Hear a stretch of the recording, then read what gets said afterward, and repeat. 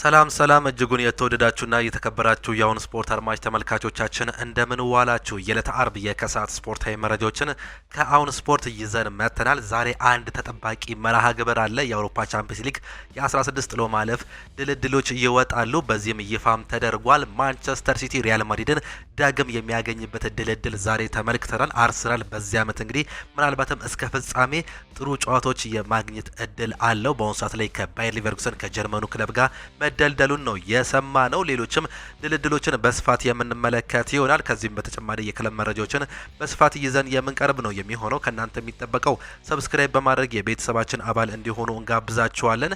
ሌሎች መረጃዎችንም ከዚህ ፕሮግራም የምታገኙ ነው የሚሆኑት። እኛ ቀጥታ ወደ ፕሮግራሞቻችን አለፍን። ቅድሚያም የአውሮፓ ቻምፒየንስ ሊግ ድልድሎችን በመመልከት እንጀምር። ዛሬ በአውሮፓ ቻምፒየንስ ሊግ እንግዲህ 16 ጥሎ ማለፍ ውስጥ የሚገኙ ክለቦች ማን ከማን ይገናኛሉ የሚለው እንግዲህ ይፋም ተደርጓል። በስዊዘርላንድ በሚገኘው የአውሮፓ እግር ኳስ ማህበር በዩኤፍኤ ዋና መስሪያ ቤት በተካሄደው የጥሎ ማለፍ ማለትም 16 ውስጥ ማን ከማን ይገናኛሉ የሚለውን እንግዲህ እጣ ድልድል ወጥቶም ነበር። የመጨረሻ እጣ ድልድል ነው እንግዲህ ዛሬ የወጣው። ካሁን በኋላ የሚገናኙ ክለቦች በፕሌይኦፍ እንዲሁ የሚታወቁ ሲሆን እጣ ድልድል አይኖርም። በዚህም የተነሳ እንግዲህ ዛሬ ከሚጠበቁ ክለቦች መካከል ማንቸስተር ሲቲ ዳግም ከሪያል ማድሪድ የተገናኘበትን እንዲሁ እጣ ድልድል ነው የተመለከት ነው። ከድልድሉ በፊት እንግዲህ የሪያል ማድሪድ ተጫዋቾች እንዲሁም ደግሞ በረኛ የነበረው ቲቦት ኮርቷ ሀሳቡንም ሰጥቶ ነበር። እናውቀዋለን አሁንም ከማንቸስተር ሲቲ ጋር ነው የሚደርሰን ሲል መናገሩንም ሰምተንም ነበር።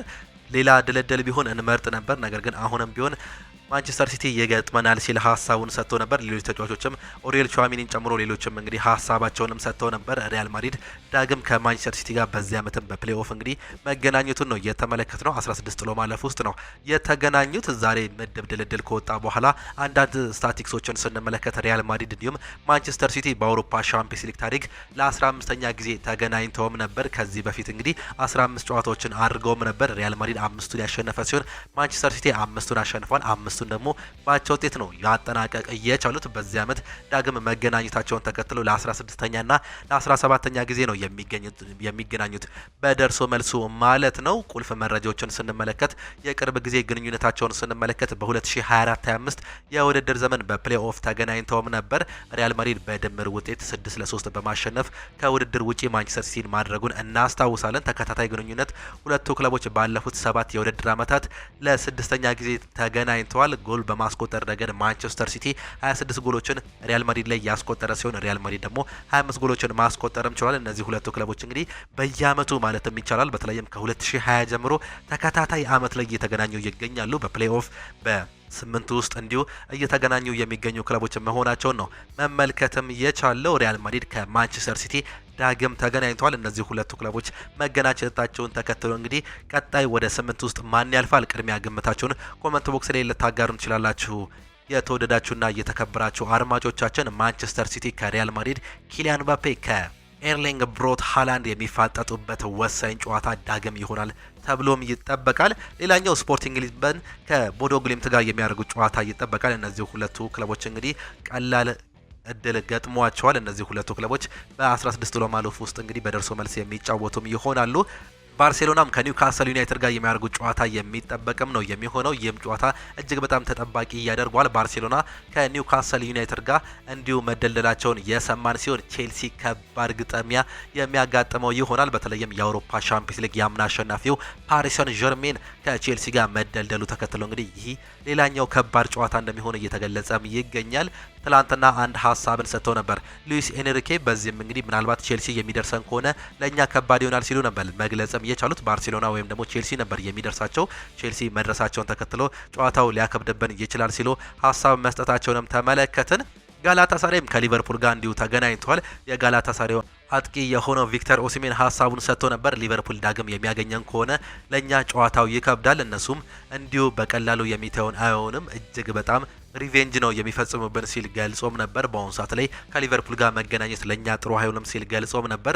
እንዳለውም እንደ አፉም ሆኖ እንግዲህ ከጋላታሳራይ ጋር ሊቨርፑል መደልደሉን ነው የሰማ ነው። ይህም እንግዲህ ምናልባትም ለሊቨርፑል ሌላኛው ዳግም ከባድ ጨዋታ ሊሆን ይችላል። በምድብ ጨዋታ እንግዲህ ተገናኝተው እንደነበር ነው በርካቶቻችን የምናስታውሰው። ሊቨርፑል በጋላታሳራይ 1-0 መሸነፉን እንዲሁ እናስታውሳለን። አትሌቲኮ ዲ ማድሪድም ከቶተናም ጋር ተገናኝተዋል።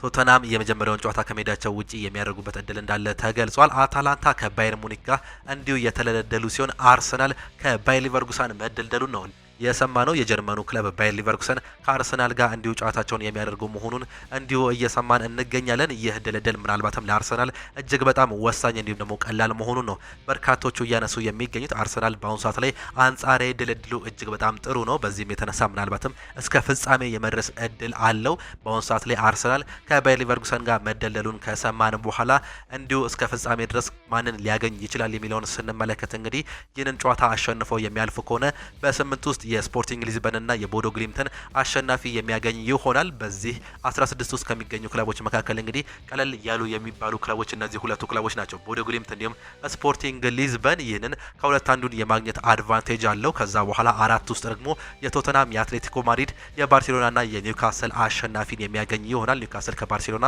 ከሁለት አንዱ የሚያልፉ ይሆናሉ። አትሌቲኮ ዲ ማድሪድ ከቶተናም ጋር እንዲሁ አንዱ የሚያልፉ ሲሆን ከነዚህ ከአራቱ ክለቦች ውስጥ አንዱን የሚያገኝ ይሆናል። ከዛ ለፍጻሜ የሚደርስም ይሆናል። ይህም እንግዲህ አርሰናል በዚህ ዓመት እስከ ፍጻሜው የመሄድ እድሉ እጅግ በጣም ሰፊ ሊሆን እንደሚችል ነው እየተገለጸ የሚገኘው። ምናልባትም ባርሴሎና እስከ አራት ውስጥ የሚሄድ ከሆነ ምናልባት ባርሴሎና እስከ መጨረሻው ድረስ ሊፈትነው የሚችለው ክለብ ሊሆን ይችላል ተብሎ እየተገመተም ይገኛል።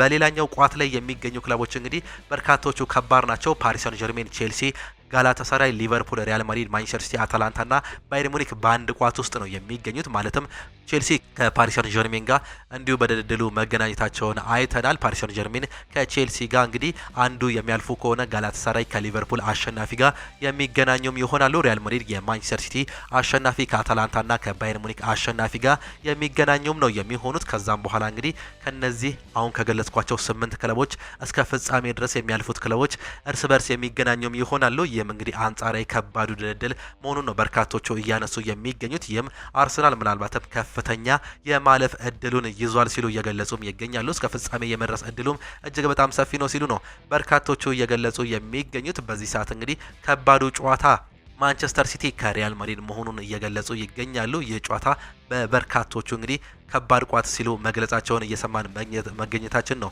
የሰማነው። ይህም ለሁለቱም ክለቦች እጅግ በጣም ከባድም ያደርገዋል። ሌላኛው ፓሪስ ሰን ጀርሜን ከቼልሲ ጋር የሚያደርጉት እንዲሁ ተጠባቂ ጨዋታ መሆኑን ተመልክተናል። ያምናው አሸናፊ ፓሪስ ሰን ጀርሜን ዳግም በአሁኑ ዓመትም እስከ ፍጻሜው ይሄድ ይሆን ወይስ ደግሞ ሌላ እክል ያጋጥመዋል? አብረን የምንመለከት ነው የሚሆነው። የአውሮፓ ቻምፒየንስ ሊግ እጣ ድልድሎች እነዚህን ይመስላሉ። በዚህ እጣ ድልድል ደስተኞች ናቸው? ሀሳብ አስተያየታችሁን ኮመንት ቦክስ ላይ ልታጋሩን ትችላላችሁ። አርሰናል ስፖርቲንግ ሊዝበንን ማግኘቱ እንዲሁም ደግሞ የደረሰው ቋት ለሱ ጥሩ ይሆናሉ? የሀሳብ አስተያየታችሁን ኮመንት ቦክስ ላይ አጋሩን። ሪያል ማድሪድ ከማንቸስተር ሲቲስ ማን ያልፋል? ሀሳብ አስተያየታችሁን ትሰጡናላችሁ። ቼልሲም እንዲሁ ከፓሪስ ሰን ጀርሜን ያለውንም ጭምር ማለት ነው። ወደ ክለብ መረጃዎቻችን ስናልፍ ደግሞ ካርሎስ ካሴሜሮ ማንቸስተር ዩናይትድን ለቆ ሲወጣ አሁንም የቀጣይ ህይወቱን በአውሮፓ የመቀጠል ፍላጎት እንዳለው እየተገለጸ ይገኛል። ለተጫዋቹ ቅርብ የሆኑ ምንጮች እንደገለጹት ከሆነ ካርሎስ ካሴሜሮ አሁንም በዋና የአውሮፓ ሊጎች ውስጥ በከፍተኛ ብቃት የመጫወት አቅም እንዳለው ይተማመናል። በአሁኑም ወቅት ጣሊያን ለተጫዋቹ ቀጣይ ቆይታ ተቀዳሚ አማራጭ ሆና ታይታለች። በተለይም ደግሞ የቀድሞ የቡድን አጋሩ ሉካ ሞድሪች ወደ ኤሲ ሚላን አቅንቶ እያሳየ ያለው ስኬታማ መላመድ ካሴሜሮንም ወደ ሴሪኤ እንዲያመራ ትልቅ መነሳሳትን ሊፈጥርለት እንደሚችል ነው ሳሙኤል ሉኸርስት እየዘገበም ይገኛል። ከዚህ በፊትም እንግዲህ የተጫዋች ምናልባትም ወደ ሳውዲ ይሄዳል ተብሎ ቢጠበቅም በአሁኑ ሰዓት ላይ ያሉ መረጃዎች ምናልባትም ወደ ጣሊያን ሴሪኤ የመሄድ እድሉ ሰፊ ነው ሲሉ ነው እየገለጹለት የሚገኙት። ሌላኛው ማንቸስተር ዩናይትድ ኤሊዮት አንደርሰንን ለማስፈረም 114 ሚሊዮን ፓውንድ ለማቅረብ ዝግጁ መሆኑን አንዳንድ መረጃዎች ያሳያሉ። ዘገባው እንደሚያሳየው ከሆነ የኢክራም ኮነር ዘገባ በሚያሳየው መሰረት ምናልባትም እንግሊዛዊ ተጫዋች ማንቸስተር ዩናይትድ መዳረሻው ሊሆን ይችላል። በርካታ ገንዘብ ፈሰስ ሊሆንበትም እንደሚችል ነው እንዲሁ ፍንጭ መስጠትም የቻለው። ሁዋን ማታ ስለ ማይክል ካሪክ ይናገራል። እሱ በጣም ብልህ ነው። እናም እግር ኳስን ይወዳል። ለክለቡ አስፈላጊ የሆኑ ውጤቶችን እንደሚያመጣ በጣም ደስተኛ መሆኑንም ያሳያል ሲልም ይገልጻል። ከተጫዋቾች ጋር እንዴት መስራት እንዳለበትም ያውቃል። አሁን ላይ የእሱን ቡድን በደስታ እየተከታተልኩ እገኛለሁ ሲልም ነው እየገለጸም የሚገኘው። ቤን ጃኮብስ ማንቸስተር ዩናይትድ ያን ዲያማንዴን በቁም ነገር እየተመለከቱ ይገኛሉ ሲል ይገልጻል። የአንቶኒ ጎርደን ይልቅ ያን ዲያማንዴ ወደ ማንቸስተር ዩናይትድ የመዘዋወር ከፍተኛ እድል እንዳለው ነው መረጃዎች እያሳዩ የሚገኙት። ማንቸስተር ዩናይትድ በዚህ ዓመት እንግዲህ በተለይም በግራ መስመር የክንፍ አጥቂ ቦታ ላይ እንግዲህ ተጫዋቾችን እየተመለከቱ ይገኛሉ። አንቶኒ ጎርደን አርሰናልን ጨምሮ ሌሎች ክለቦችም ይፈልጉታል፣ እንደ ማንቸስተር ሲቲ ያሉ ክለቦች ማለት ነው። በአሁኑ ሰዓት ላይ ማንቸስተር ዩናይትድ ታዳጊ ተጫዋች እንግዲህ ያን ዲያማንዴን ድንቅ አፍሪካዊ ተጫዋች የግሉ ለማድረግ ፍላጎት እንዳለው እየተገለጸ ይገኛል። በርካታ ታላላቅ ክለቦች ያን ዲያማንዴን ፍላጎት እንዳላቸው ከዚህ በፊት ተመልክቷል። ጥሩ እድገት ማሳየቱም በርካቶቹ እንዲወዱት መንስኤ መሆኑ ነው እየተገለጸ የሚገኘው። ማንቸስተር ዩናይትድ አንድ የቀኝ ክንፍ ወይም የቀኝ መስመር ተከላካይ እንዲሁም አስፈላጊ ሆኖ ከተገኘ የግራ መስመር ተከላካይ ሆኖ መጫወት የሚችል የግራ ክንፍ አጥቂ ለማስፈረም ፍላጎት እንዳላቸው ቤን ጃኮብስ እየዘገበም ይገኛል። በክረምት የዝውውር መስኮት ማንቸስተር ዩናይትዶች ራሳቸውን ለማደስ ሲሉ በርካታ ተጫዋቾችን ያመጣሉ ተብሎ ሲጠበቅ ከነዚህ መካከል እንግዲህ ይህን ቦታ ማጠናከር ፍላጎት እንዳላቸው ሜን ይዞት የወጣውን መረጃ ያሳያል። ማንቸስተር ዩናይትድ 16 ሚሊዮን ፓውንድ ካሳ ይከፍላልም ነው የተባለው።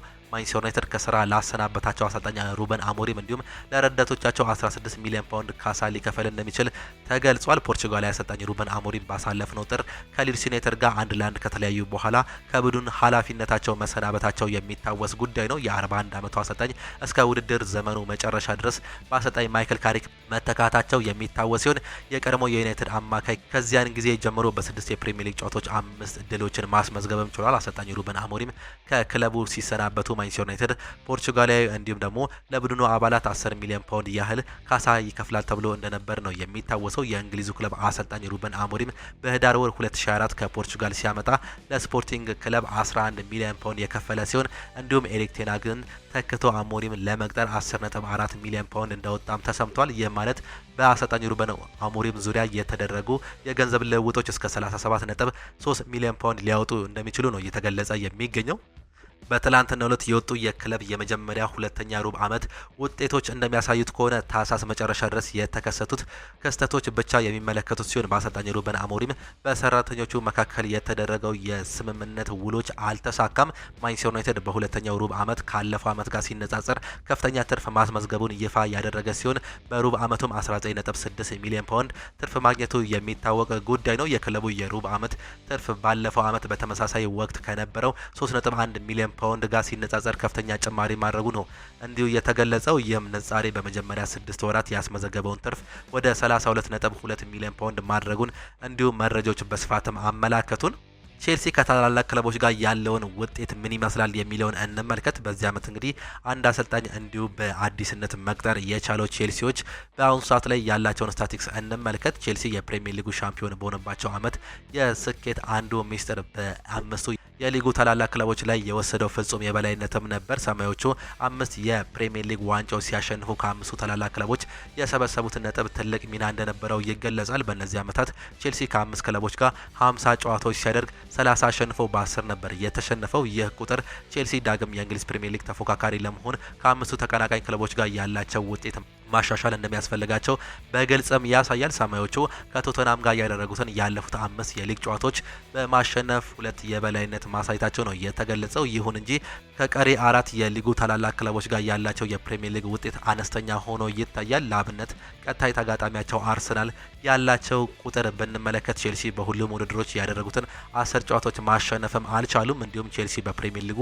አርሰናልን ኤሚሬትስ ላይ ካሸነፉት 5 ዓመታትም ተቆጥሯል። ከቀሪ 3 ክለቦች ጋር ያላቸው ውጤትን ስንመለከት ከማንቸስተር ሲቲ ጋር ያለፉትን 12 ጨዋታዎች ማሸነፍም አልቻሉም። ከማንቸስተር ዩናይትድ ጋር ያለፉትን 16 የሊግ ጨዋታዎች 2 ነው ያሸነፉት። እንዲሁም በኦልድ ትራፎርድ 13 የሊግ ጨዋታ አላሸነፉም። ቼልሲ በሜዳው ከሊቨርፑል ጋር ያደረጉትን 2 ጨዋታዎችን አሸንፈዋል። ይሁን እንጂ ከዛ በፊት ሊቨርፑል ያለፉትን ማሸነፍ ሳይችሉ ለ10 ዓመታት ቆይተው እንደነበር ነው እንዲሁ መረጃዎች የሚያሳዩት። ምናልባትም እንግዲህ ቼልሲዎች በቀጣይ 4 ተከታታይ ጨዋታዎችን ሊፈተኑ እንደሚችሉ መረጃዎች እያሳዩም ይገኛሉ። በተለይም እንግዲህ ቀጣይ ጨዋታቸው በለንደን ደርቢ ምሽት 1 ሰዓት ተኩል ላይ እሁድ ከአርሰናል ጋር በፍላይ ኤምሬትስ የሚያደርጉት ጨዋታ ይጠበቃል። ከማንቸስተር ሲቲ ያላቸው እንዲሁም ከማንቸስተር ዩናይትድ ያላቸው ጨዋታ ተጠባቂ ይሆናል። ይህም እንግዲህ ምናልባት ቼልሲ ምን ያህል ነጥብ በእነዚህ ጨዋታዎች ላይ ይሰበስባል የሚለው እንግዲህ አሁንም አሳሳቢ ይሆናል። በአሰልጣኝ ሊያም ሞሮዚኔር ዘመን ምን ያሳካሉ የምንመለከት ይሆናል። በአውሮፓ ቻምፒየንስ ሊጉ 4 ውስጥ ለማጠናቀቅ እንግዲህ የሚደረገው ፉክክር አሁንም አጓጊ ሆኖ ቀጥሏል።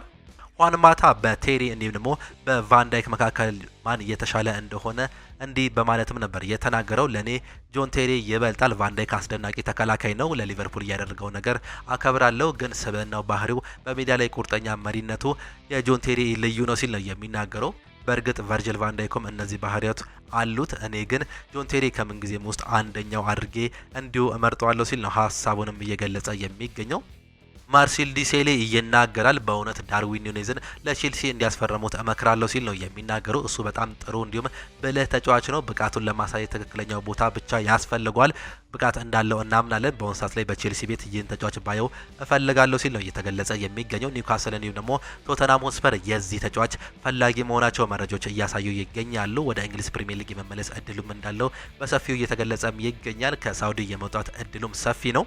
ኒክ ራይትም ሲናገር በዚህ ዓመት በኤሚሬትስ ስቴዲየም እንደ ዣኦ ፔድሮ፣ ዊሊያም ሳሊባን እንዲሁም ጋብሪኤልን ያስቸገሩ አጥቂ እነሱ ብቻ ናቸው።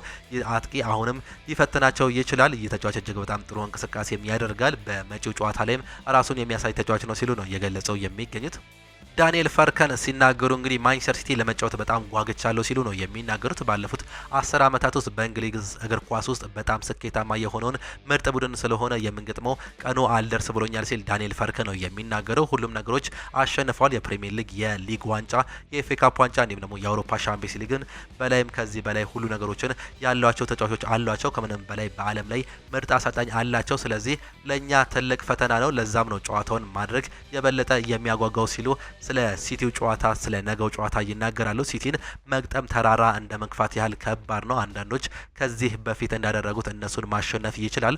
ሆኖም ግን ያንን ሲያደርጉ ይሳካላቸዋል። አንዳንዶቹ ደግሞ በተራራው ላይ ሞተዋል። ሲቲን ለማሸነፍ ምርጥ ቡድን ነው ብለው በገቡበት ስሌት ራሳቸውን ተረምረመዋል ሲልም ነው የሚናገረው። ሃላንድ ምናልባትም በዓለም ላይ ምርጡ አጥቂ ነው። ፔፕ እሱ እንዴት መጠቀም እንዳለበት በትክክልም ያውቃል። ወደ ሃላንድ የሚጠጋ አንድ ሰው ብቻ አለ፣ እሱም ዶሚኒክ ካልቨርት ሎይን ነው። እሱም ደግሞ እንዴት መጠቀም እንዳለብኝ እኔ አውቃለሁ። በዚህ ጨዋታ ላይ እሱም ራሱን ያሳያል ሲል ነው ስለ ዶሚኒክ ካልቨርት-ሎይን የተናገረው። ከሞላ ጎደል ብርቱ ተጋጣሚ እንደሚሆን አውቀን ገብተናል። በሚቀጥለው ጨዋታችን ላይ ፈተና እንደሚገጥመን እናውቃለን። ተራራ መግፋት ካለብንም እንገፋለን ሲል ነው የሚገልጸው።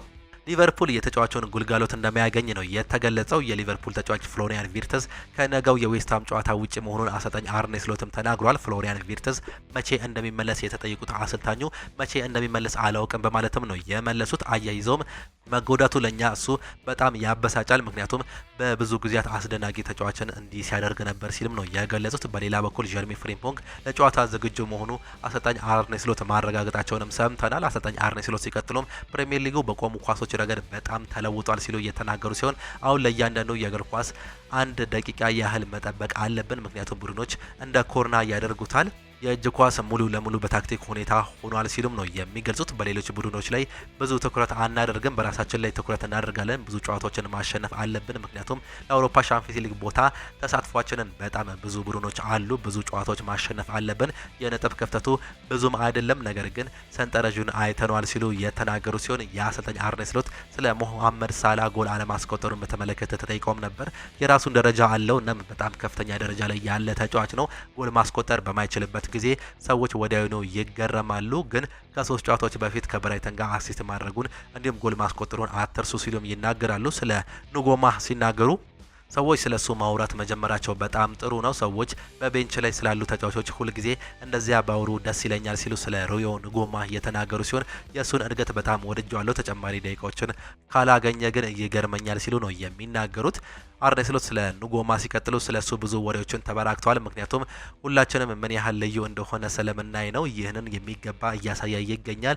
ትልቅ ተጫዋች እንደሚሆንም በወደፊቱ ተስፋ አለው ሲሉም ነው የገለጹት። አሰልጣኝ አርኔ ስሎት ስለ ሁጎ ኤኪቲኬ የጭንቅላት ኳስም ሲናገሩ እኔ ከረጅም ጊዜ በፊት አጫወት በነበረበት ወቅት ኳስ በገመድ ሆነን የጭንቅላት ኳስ አጠቃቀም እንለማመድም ነበር። ያ አሰራር የተለየ እንዲሁም ደግሞ አይገመቱበትም። ሁጎ ኤኪቲኬም ሆነ ከኛ በኩል ክፍተት እንዳለ አይተናል። ስለዚህ በየቀኑ ባይሆንም ለመስራት እየሞከረን እንገኛለን። ኤኪቲኬም አሁንም 22 ወይም ደግሞ 23 ስለሆነ በዚህ ጨዋታ ልክ መሻሻል አለበት። ገና እድሜው ግን ትንሽ መሆኑን አትዘንጉ ሲልም ነው የሚናገሩት። ስለ አሊሰን ቤከር አቋምም ሲናገሩ በጥሩ ሁኔታ ከተከላከልክ ግብ ጠባቂ ሊያስፈልግህ ይችላል፣ ነገር ግን ሲያስፈልገን እንደ አሊሰን ያለ ግብ ጠባቂም አለን በማለትም ነው የተናገሩት። አሊሰን ለ7 ዓመታት ከዚህ በመቆየት ጥሩ ቁጥር 1 ሆነው መቀጠሉ ምን ያህል ጥሩ እንደሆነም ያሳያል። ክለቡ ማማርዳሽቪሊን ጨምሮ ሌሎች ቁጥር 1 የሚሆኑ የሚገባቸው ተጫዋቾች አሉ። አሊሰን ቤከር ግን ይህንን ቦታ አሁንም ይዞታል ሲሉ ነው የሚናገሩት። ስለ ሜሎስ ኬርኬዝም ሲናገሩ ሙሉ በሙሉ ጤናማ ነበር። 80 ደቂቃ ተጫውቶም ነበር። ከዚያ ሮበርትሰንን ቀይር ያለው ለዚህ አዲስ ጉልበት የክንፍ ተጫዋቾች እንዲሁም ደግሞ የመስመር ተከላካዮችን ቀይር ያለው ከ11 በላይ ተጫዋቾች መኖራቸው ጥሩ ነገር ነው። ከቻልኩ አድርጓለሁ። እነዚህ ተጫዋቾች በሮቴሽን መጫወት አለባቸው ሲሉ ነው እየገለጹ የሚገኙት። አሰልጣኝ አርነ ስሎት በግራቨንበርች ላይም ሲናገሩ እውነቱን ለመናገር ባለፉት ጥቂት ሳምንታት ውስጥ የተጫወተባቸው ደቂቃዎች መጠን በከፍተኛ ሁኔታ ተሻሽሏል። እንደተጫወተም እየተሻሻለ መምጣቱን አሁንም እያረጋገጥን እንገኛለን ሲሉ አሰልጣኙ መናገር ነው የሰማ ነው። ካርሎ አንቸሎቲ ተጫዋች በስም ምክንያት አይጠራም ሲሉ ነው የተናገሩት። የብራዚል ፕሬዚዳንት ሉካ ዳ ሲልቫ አሰልጣኝ ካርሎ አንቸሎቲ ለዓለም ዋንጫ በአካል ብቁ የሆነ ተጫዋች ብቻ እንዲጠሩ ነው ያሳሰቡት። ብራዚል የዓለም ዋንጫን እንድታሸንፍ አምናለሁ ያሉት ፕሬዚዳንቱ ሲናገሩ ምክንያቱም ካርሎ አንቸሎቲ ጋር አውርቻለሁ፣ በጣም ቁም ነገረኛ ሰው ነው ሲሉም ይናገራሉ። ስለ ተጫዋቹ ምርጫ ያነሱት ፕሬዚዳንቱ በአካላዊ ብቃት ጥሩ ያልሆኑ ተጫዋች መመረጥ የለበትም ሲሉም አሳስበዋል። አክሎም ማንም በስሙ ብቻ መመረጥ እንደሌለበት ጽኑ እምነት አለኝ ሲሉ እንዲሁ መናገራቸውን ነው የሰማ ነው።